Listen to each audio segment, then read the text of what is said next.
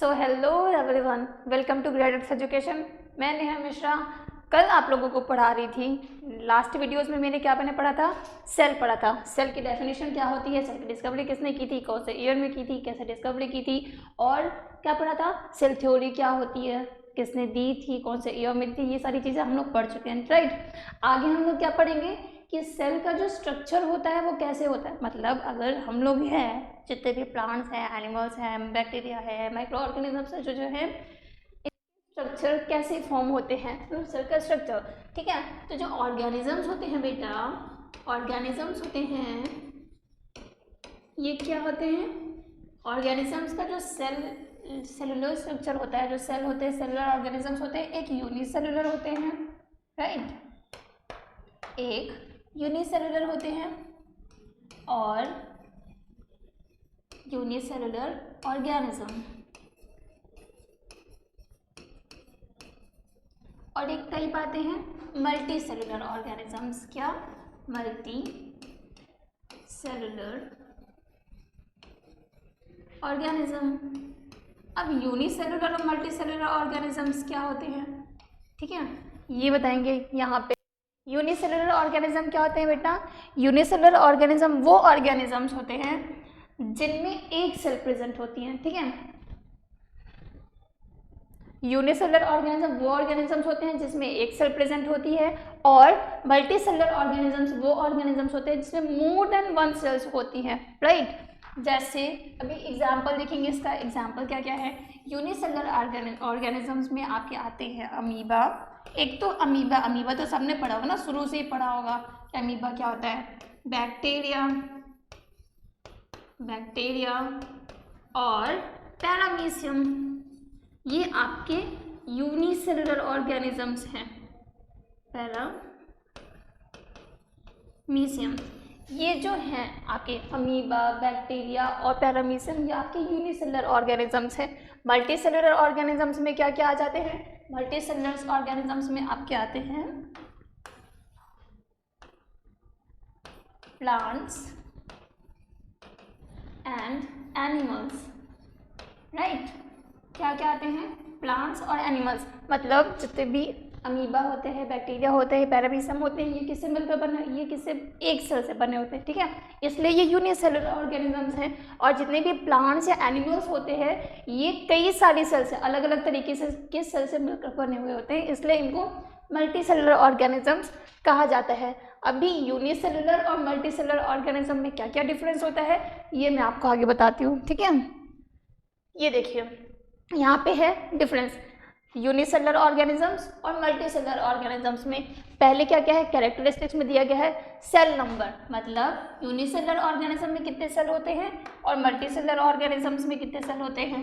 यहाँ पे देखो, यूनिसेलुलर ऑर्गेनिज्म जो बना हुआ होता है उसमें सिंगल सेल होती है। अभी मैंने बताया unicellular composed of single cell, ठीक है। और multicellular composed of large number of cell और मोर देन वन सेल। अगर एक से ज़्यादा सेल हो गई ना, 2 हो गई, 3 हो गई, कितनी सारी भी सेल हो गई, नंबर्स ऑफ सेल हो गई, लार्ज नंबर्स ऑफ सेल हो गई, तो कितने हैं? Multi cellular organism, right. अब इसका फंक्शन क्या होता है बेटा? इसमें दोनों में के फंक्शन में डिवीजन क्या क्या होता है। जैसे यूनिसेलुलर ऑर्गेनिजम्स में क्या दिया है, all function are performed by single cell. देखो अगर एक सेल है, ठीक है, सबको पता है कि बॉडी में जितने भी फंक्शंस होते हैं, चाहे वो रेस्पिरेशन हो, चाहे एक्सक्रीशन हो, चाहे मस्कुलर सिस्टम हो, चाहे डाइजेस्टिव हो, चाहे रिप्रोडक्शन हो, कोई सब भी फंक्शन हो, वो कौन परफॉर्म करेगा? यूनिसेलुलर में सिर्फ सिंगल सेल परफॉर्म करती है। क्यों? क्योंकि उसके पास तो ऑप्शन ही नहीं है, एक ही सेल है ना, इसलिए। अब मल्टी सेलुलर ऑर्गेनिज्म में क्या होता है बेटा? मल्टी सेलुलर ऑर्गेनिजम्स में different cells perform different specific function. इसको समझते हैं।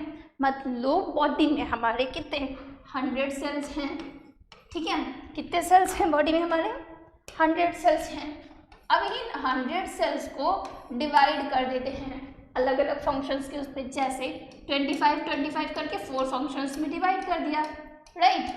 अब इन 25 को एक स्पेसिफिक फंक्शन दे दिया गया। इस 25 को बोल दिया क्या, आप डाइजेशन करो, ठीक है, आप डाइजेशन करो।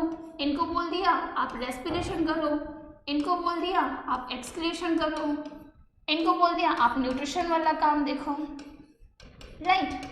जितने भी सेल्स हैं, मान लीजिए 100 सेल्स हैं, उनको डिवाइड कर दिया गया एक इक्वल क्वांटिटीज़ में, राइट। अब उसके बाद उन जो उस एरिया का जो फंक्शन है सेल है, उनको एक स्पेसिफिक काम पकड़ा दिया गया कि आपको डाइजेशन करना है, आपको रेस्पिरेशन करना है, आपको न्यूट्रिशन करना है, आपको एक्सक्रीशन करना है, ठीक है। तो इसीलिए differences perform different specific function, जो अलग अलग तरीके की सेल होती हैं वो अलग अलग फंक्शंस को परफॉर्म करती हैं, अब उनका अलग अलग स्पेसिफिक काम होता है, राइट। अब इसके बाद क्या है, division of labour. Division of labour क्या होता है ये समझते हैं यहाँ पे।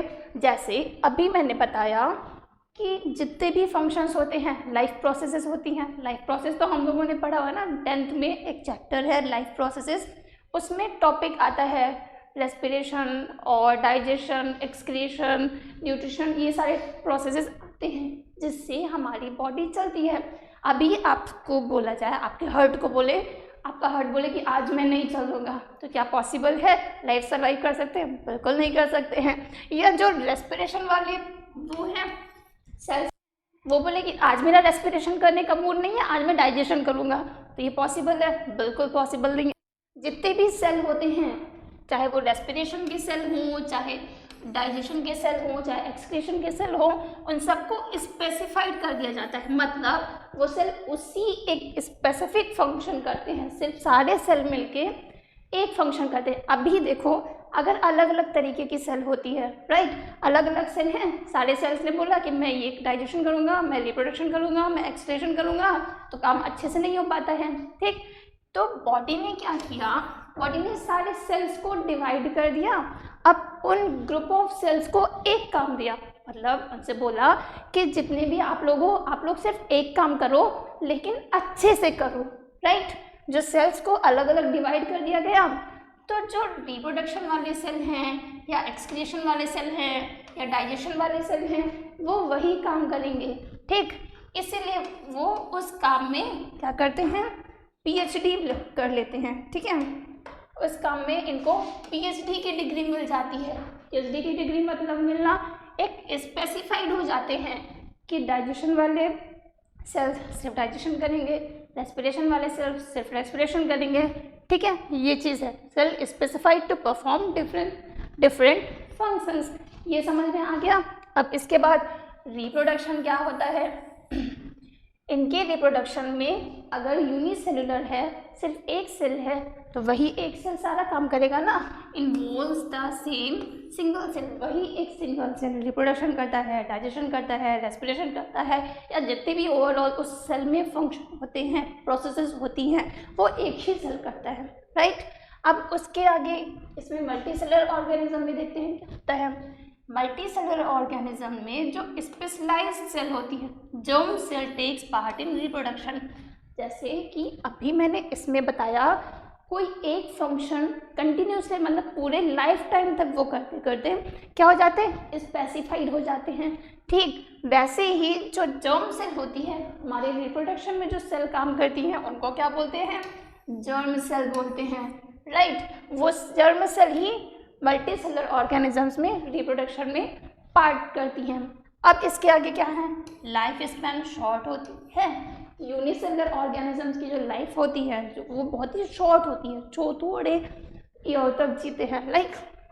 और मल्टीसेलुलर ऑर्गेनिजम्स की जो लाइफ स्पैन होती है वो लॉन्ग होती है। ये समझ में आया, यूनिसेलुलर और मल्टीसेलुलर ऑर्गेनिजम्स में क्या डिफरेंस होता है। अब इसके बाद सेल के टाइप क्या, मतलब अलग अलग तरीके के सेल होती है, कुछ लॉन्गेस्ट सेल होती है, कुछ स्मॉलेस्ट सेल होती है, कुछ लार्जेस्ट होती है, ठीक है। वो यहाँ पे देखेंगे कि लार्जेस्ट सेल कौन सी है, स्मॉलेस्ट कौन सी है, लॉन्गेस्ट कौन सी है, ठीक है।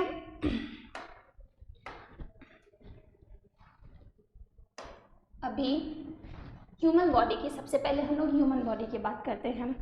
ह्यूमन बॉडी में जो स्मॉलेस्ट सेल होती है, ठीक है, in human body, human body की जो स्मॉलेस्ट सेल होती है बेटा, स्मॉलेस्ट सेल, ह्यूमन बॉडी में जो सबसे छोटी सेल होती है वो क्या होती है, स्पर्म में होती है, उसको कौन सी सेल होती है? स्पर्म सेल होती है, जिसको हम लोग मेल गैमेट, मतलब स्पर्म क्या होता है? मेल गैमेट और जर्म सेल भी बोलते हैं, या मेल जर्म सेल, ठीक है। इसी को हम लोग जर्म सेल बोलते हैं। रिप्रोडक्शन में सिर्फ यही पार्ट ले सकती है मल्टी सेलुलर ऑर्गेनिजम्स में। अब लॉन्गेस्ट सेल क्या, लार्जेस्ट सेल क्या होती है ह्यूमन बॉडी में? ह्यूमन बॉडी का जो लार्जेस्ट सेल है वो है ओवम। क्या है? ओवम। ओवम क्या होता है? ओवम फीमेल गैमेट होता है, ठीक है, फीमेल गैमेट होता है, या इसको भी जर्म सेल बोलते हैं। क्यों? क्योंकि ये रिप्रोडक्शन में पार्टिसिपेट करती हैं, ठीक है। अब जो हमारी स्पर्म होती है बेटा, उसका साइज क्या होता है? स्पर्म का साइज होता है 4, स्पर्म का इसका साइज होता है 4 माइक्रोमीटर, इसलिए सबसे स्मॉलेस्ट होती है। स्पर्म का साइज क्या होता है?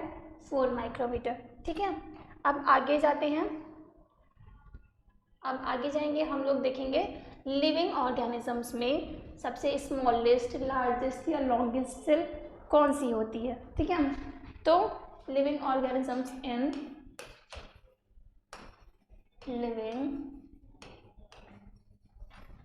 Organisms,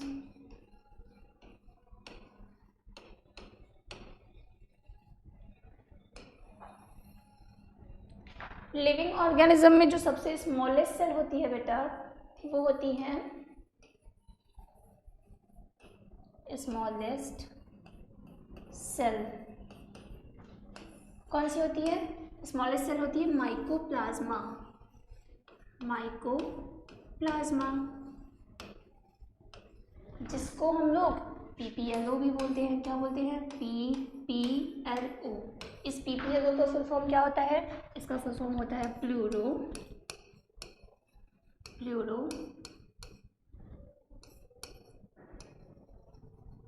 pneumonia like structure. इसका जो फुल फॉर्म होता है वो क्या होता है? Pleuro pneumonia like structure. ये जो माइकोप्लाज्मा होती है PPLO, ये लिविंग ऑर्गेनिजम्स की सबसे छोटी सेल होती है, ठीक है। अब सबसे बड़ी सेल क्या होती है? सबसे बड़ी सेल होती है लार्जेस्ट सेल होती है ऑस्ट्रिच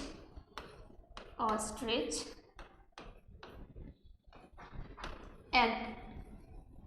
ऑस्ट्रिच का जो एग होता है ना बेटा, वो लिविंग ऑर्गेनिजम्स का सबसे लार्जेस्ट सेल होता है। इसकी जो लॉन्ग टू वाइड, मतलब लॉन्ग टू वाइड जो साइज होता है वो क्या होता है? 15 सेंटीमीटर टू 18 सेंटीमीटर, ठीक है। इनका जो साइज होता है ऑस्ट्रिच एग का, वो क्या होता है बेटा? 15 सेंटीमीटर टू 18 सेंटीमीटर, ठीक है। ये इतनी लंबी और इतनी चौड़ी होती है। ऑस्ट्रिच एग क्या होती है? सबसे लार्जेस्ट सेल होती है। अब इसके बाद सबसे लॉन्गेस्ट सेल कौन सी होती है? मतलब जो सबसे लंबी सेल होती है वो कौन सी होती है? ये बताती हूँ। लॉन्गेस्ट सेल होती है, लॉन्गेस्ट सेल आपकी आती है ह्यूमन नर्व सेल। जो ह्यूमन नर्व सेल होती है, ठीक है, वो क्या होती है? सबसे लॉन्गेस्ट सेल होती है, मतलब लेंथ में सबसे लंबी होती है।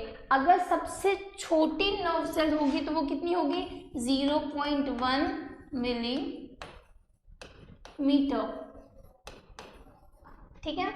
ये सबसे स्मॉलेस्ट नर्व सेल है। अगर स्मॉलेस्ट नर्व सेल होगी तो इतनी छोटी होगी। स्मॉलेस्ट नर्व सेल का साइज कितना होता है बेटा? 0.1 मिलीमीटर, ठीक है। अगर यही नर्व सेल सबसे बड़ी होती है, सबसे लॉन्गेस्ट होती है, तो लंबाई कितनी जाती है? 1 मीटर। 1 मीटर क्या होती है? Longest nerve cell.